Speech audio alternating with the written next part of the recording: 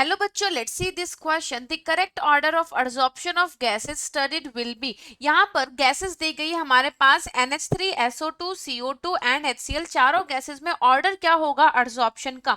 तो सबसे पहले ये जानिए कि जितना ज्यादा किसी भी गैस का क्रिटिकल टेम्परेचर होगा, more the critical temperature, more the critical temperature, जितना ज्यादा क्रिटिकल टेम्परेचर होता है, more will be the extent of absorption, more will be the extent of absorption, extent of absorption.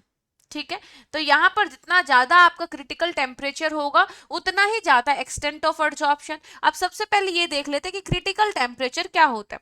Critical temperature वो temperature, that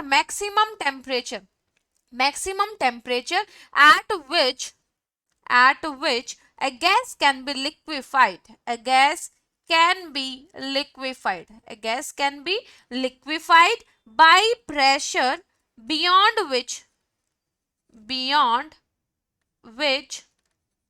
it cannot be liquefied, it cannot be liquefied, it can not be liquefied. तो critical temperature वो maximum temperature होता है जिसके ऊपर एक gas को liquefy किया जा सकता है बाय अप्लाइंग द प्रेशर। तो यहाँ पर जितना ज्यादा क्रिटिकल टेम्परेचर होगा यानी कि गैस उतनी ज्यादा लिक्विफाई हो रही है, यानी कि उतनी ज्यादा एड्सॉर्ब हो रही है।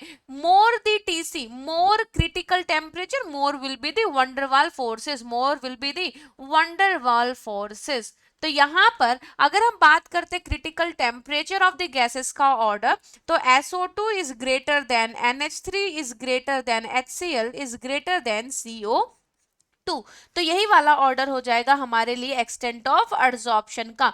एक्सटेंट ऑफ एब्जॉर्प्शन का भी सेम ऑर्डर हो जाएगा, SO2 सबसे ज्यादा, then ammonia, then HCl, then CO2। So C option will be the correct one, answer C. I hope this is clear. Best of luck.